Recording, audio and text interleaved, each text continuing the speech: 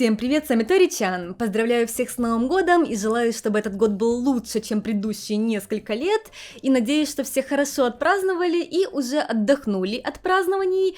Мы лично праздновали чисто в японском стиле, и даже за 13 лет жизни в Японии я все еще не привыкла к тому, как обычно японцы празднуют Новый год. Здесь это тихий семейный праздник, без застольев, без шумихи и без салюта. Конечно, в наше время иногда можно встретить каунтдаун-вечеринки и даже ивенты с салютами, но традиционно для японцев важнее не отсчет до 12 ночи с 31 на 1 число, а то, как ты встретил 1 января. Поэтому есть японцы, кто идет на какую-нибудь такую вечеринку и ждет 12 ночи, но также есть много японцев, кто просто ложится спать и просыпается с первым рассветом 1 января и дальше идет в храм. Допустим, в этом году Изами уснул в 11 вечера, даже не дождался со мной отсчета. Примерно за неделю до Нового года вход в дома украшают вот такими венками из соломы под названием шименава. Считается, что это украшение защищает дом от злых духов и приносит удачу, семейное счастье и изобилие в Новом году. Скрученные соломенные веревки символизируют барьер и защиту, мандарины – семейное благополучие и продолжение рода, а папоротник – защиту от зла. После новогодних праздников эту красоту сжигают в храмах на специальных обрядах. Последние покупки в этом году. Все покупают что-нибудь на ужин семейный. Праздничный стол обычно накрывают утром 1 января. Главное угощение этого дня – вот такие наборы осечи, где у каждой закуски есть свой символический смысл и пожелания на Новый год. Такие наборы можно купить в магазине, заранее заказать в ресторане или приготовить самому из уже полуготовых ингредиентов. В прошлом году я сама готовила осечи, но в этом году купили все готовое, что тоже было довольно удобно. Также довольно популярны есть суши на Новый год, особенно 31 числа, поэтому продаются такие большие семейные наборы.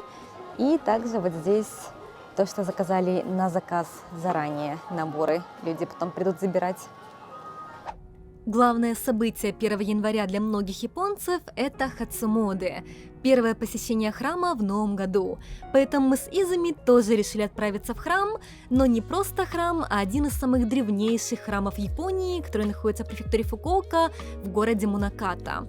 Из города Фукуока на машине нам ехать примерно 1,5 часа, но я уверена, что оно того стоит, поскольку храм Мунаката включен в список всемирного наследия ЮНЕСКО, и это один из самых почитаемых храмов Японии. Мы посмотрели на то, что местные люди все идут пешком и подумали, что, наверное, это очень плохая идея ехать на машине в храм. Огромная пробка.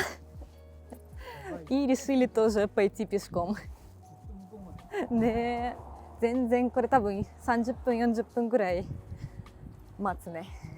Это все пробка из машин, кто едет в храм Мунаката.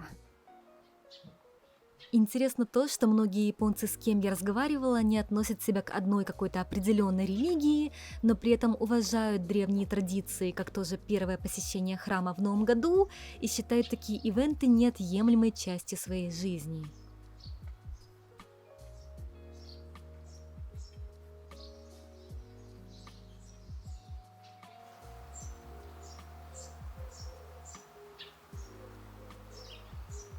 Мы дошли до храма, идемте внутрь. Уже видно, что довольно много людей. В Японии все-таки 1 число, 1 января празднуют намного активнее, чем 31 декабря. Первые 3 дня Нового года, 1, 2 и 3 в Японии все вот так вот идут в храмы, часто всей семьей, и встречают Новый год, загадывая желания.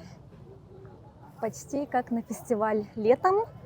На Новый год тоже вот так вот палатки разные выставляют с разнообразной едой. Фрукты, якитори, бананы в шоколаде.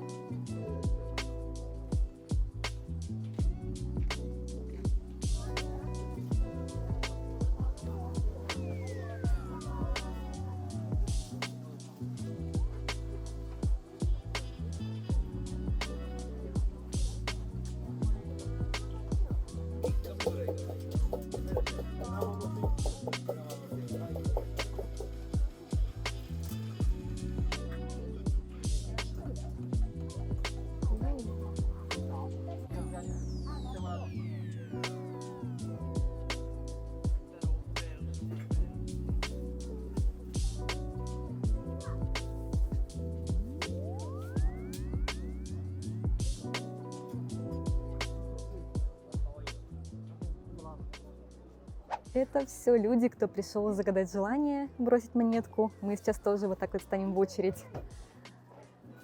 Японцы такие интересные, конечно. Новый год празднуют здесь совершенно не так, как мы привыкли. Но у них свои традиции, которые я тоже уважаю.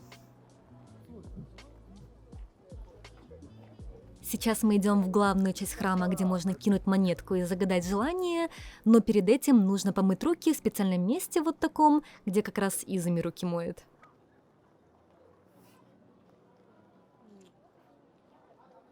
Храм Мунаката или Мунаката Тайша – это один из древнейших и самых почитаемых синтоистских храмов в Японии. Он расположен в городе Мунаката, префектура Фукуока, на острове Кюсю. Храм посвящен 3 сестрам-богиням, известным как Мунаката Санджин, которые являются покровительницами моря, мореплавания и защиты путешественников. Еще в древности сюда приходили мореплаватели, чтобы молиться за безопасность своих поездок, ведь этот регион был важным связывающим звеном между Японией, Кореей и Китаем.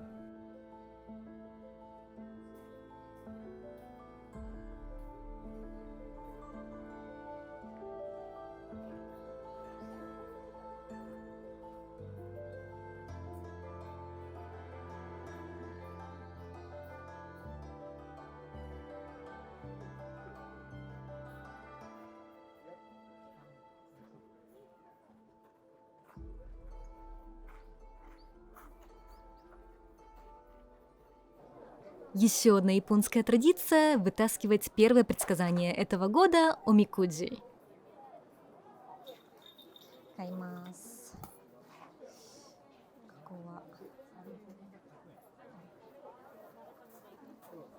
Ну что ж, посмотрим, какая у меня удача в этом году. Это называется омикуджи – предсказание. Итак, надеюсь, что хорошее.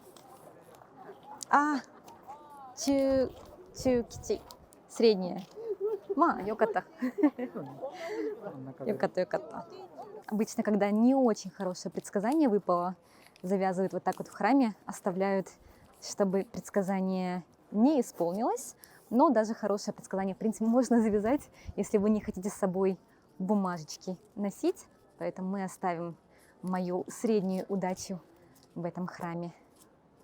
Коннаканджи.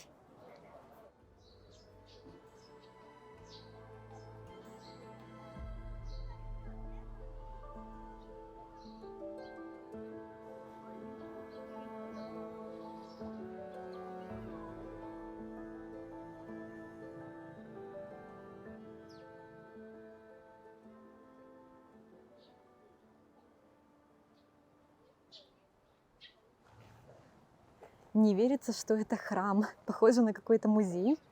Настолько красивая современная архитектура.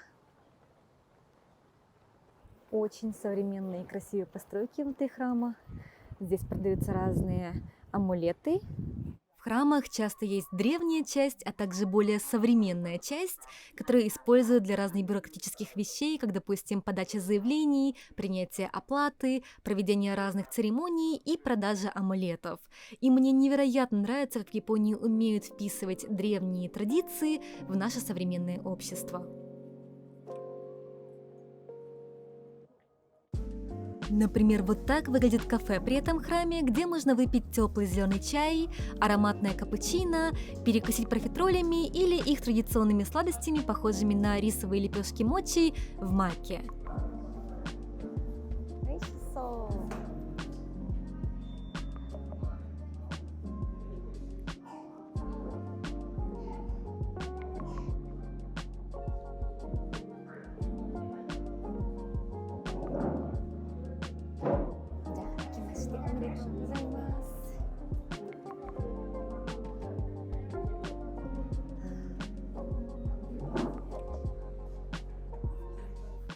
Также в храмах часто покупают обереги для Нового года, как вот такие стрелы, а также грабельки кумаде, чтобы грести удачу.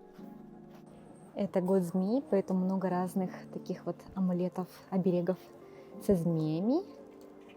Стрелы символизируют удачу и достижение цели в новом году. Очень жалко, что все эти амулеты обычно нужно сжигать через год. Амулеты от аварий. чтобы не было проблем в дороге.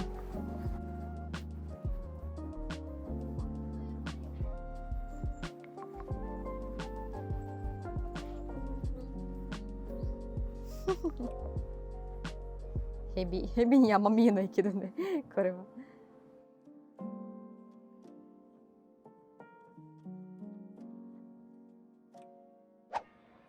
Обычно 1, 2 или 3 января японцы собираются всей семьей на праздничный завтрак или обед, но в этом году все наши японские родственники переболели гриппом, поэтому мы с Изами решили вдвоем пойти на обед вот в такое место.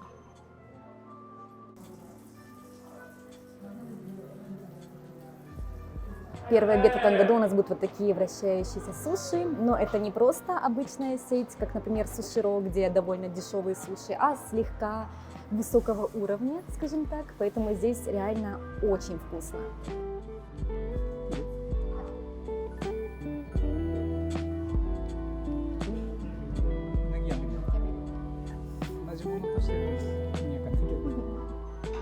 И здесь суши даже не вращаются, а просто вращаются вот такие тарелочки с изображением суши, а сами суши вот так вот заказываете в планшете, и вам их приносят вот оттуда, там их готовят.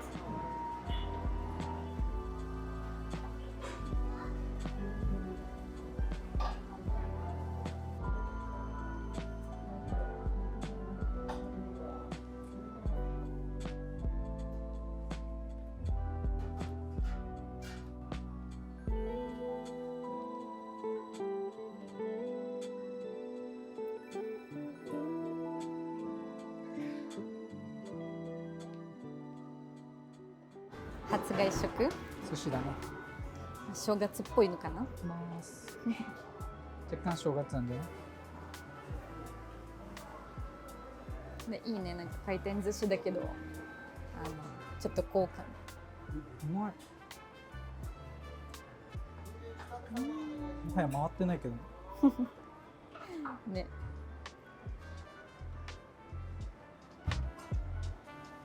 うまい。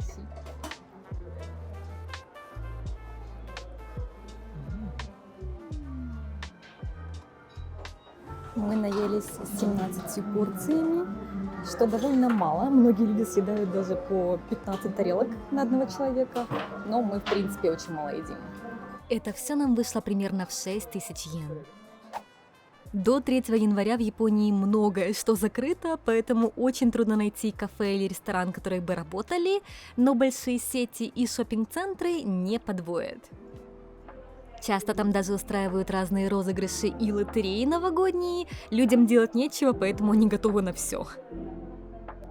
В шоппинг-центрах также часто проводят хацури, первую распродажу Нового года, где обычно все стоит очень дешево, и продают вот такие пакеты под названием фукубукуро. В разных магазинах можно купить фукубукуро, это такие вот пакеты, даже здесь в Дон Кихоте продается. Практически в каждом японском магазине в это время года продаются эти мистические пакеты фукубукуро, не только с одеждой, косметикой или техникой. Я даже видела булочные, которые продают наборы булочек в таких пакетах. Непонятно, что внутри этих пакетов, но всегда они стоят довольно дешево, поэтому есть надежда у многих людей, что там есть что-то стоящее. Иногда нарисовано, что там возможно, может быть. Вот так празднуют Новый год в Японии, а как праздновали вы? Жду ваших комментариев. Также хочу еще раз всех поздравить с Новым годом и сказать большое спасибо за поддержку моего канала. Только благодаря вам я могу продолжать делать контент о Японии, и я очень рада, что есть люди, кому интересна эта страна, жизнь здесь, а также мой личный опыт. И если вы хотите еще больше поддержать канал, вы можете угостить меня кофе по ссылке в описании этого видео, или просто написать комментарий, лайк поставить, подписаться, если вы еще не подписаны, или посмотреть другие мои видео. И если у вас есть пожелания, какие видео вы хотите увидеть в этом году, также можете написать идеи в комментариях. Всем большое спасибо за просмотр, увидимся еще, всем пока!